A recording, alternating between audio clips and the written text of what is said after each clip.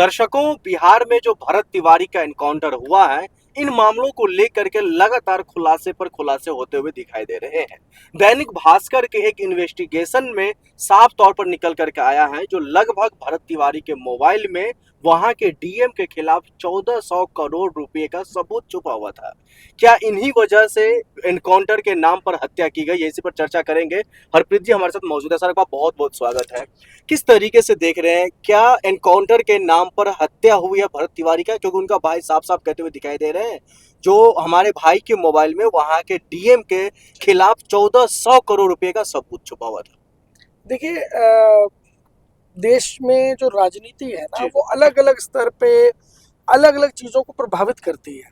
और ऐसे समय के अंदर जब आप ये देख रहे हैं कि वो प्रूफ, क्योंकि अगर डीएम के खिलाफ प्रूफ भरत तिवारी के फोन में था, जी। इसका मतलब ये तो स्पष्ट है कि उस डीएम को भी इस बात की पूरी पूरी जानकारी रही होगी। क्योंकि भरत तिवारी अक्सर देखा गया कि वो अलग अलग जगह पर जाकर के अलग अलग ऑफिसर्स के पास जाकर के जनता की मांग उठाने का काम करते थे। और जो व्यक्ति सही मायने में दिल से जनता के लिए काम करने का काम करते हैं, तो उसे जांच करने के लिए या कोई एविडेंस इकट्ठे करने के लिए कहीं जाने की जरूरत नहीं होती है। जनता खुद लाकर देती है। हमारे देश में जो लोग डीएम के साथ काम कर रहे होंगे या जो लोग, जिन लोगों को मालूम होगा कि डीएम गलत काम कर रहे हैं, जनता के हित में काम ना करके, क्योंकि जिस तरीके से उनके गांव में हर साल बाढ़ आती थी, जिस तरीके से उनका एरिया बहुत ज्यादा पिछड़ा हुआ था, इससे वैसे भी कहीं ना कहीं अंदेशा लगता है कि ऐसा तो कहीं भी नहीं कि पूरे देश के अंदर किसी डीएम के पास डेवलपमेंट फंड ना आ रहा हो।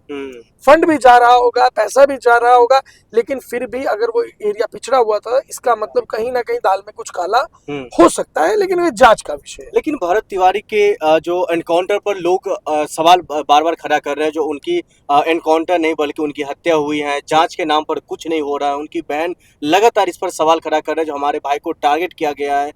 सम्राट चौधरी जी बार बार कह रहे हैं हम गुंडे माफिया को नहीं छोड़ेंगे। क्या ये मतलब? देखिए, जैसा कि आपको ऑलरेडी मालूम है कि हम लोग देश के शहीदों के लिए काम करते हैं। शहीद आजम भगत सिंह के नाम से हम संस्था भी चलाते हैं। देश के वीर सपूत जिन्होंने देश के लिए जान दी, चाहे वो सेना में हो या वो किसी भी तरीके से देश के लिए अगर वो समर्पित है, तो हम उनके लिए काम करते हैं। आज जब हम इन चीजों को सुन रहे हैं ना कि उनकी हत्या की गई है, वाकई में सही मायने में आप मानिए कि जब मैं ये बात बोलूंगा तो व्यूअर्स को भी, उनके भी दिल में इस बात की पीड़ा होगी कि एक देशभक्त व्यक्ति को मारना केवल एकमात्र विकल्प बन चुका है हमारे देश के अंदर, और देशभक्तों के लिए जगह ही नहीं छोड़ी गई है। क्योंकि इसका कारण क्या है? वो लोग जो चुप करके घर में बैठे हैं। क्योंकि अगर आप रोड पर उसके साथ नहीं उतर सकते ना, कम से कम समर्थन करिए। समर्थन कैसे करिए? आप उसकी वीडियो पे कमेंट करिए, शेयर करिए। आज भरत तिवारी के भाई जो इस लड़ाई को लड़ रहे हैं कि हत्या हुई, आप ये मानकर चलिए कि आज भी अगर लोग साथ नहीं देंगे ना, तो ये मामला दबाकर खत्म कर दिया जाएगा। और कोई बड़ी बात नहीं है, भरत तिवारी के भाई को भी मार दिया जाए। ऐसे कितने सारे केस मौजूदा सरकार में रहे हैं।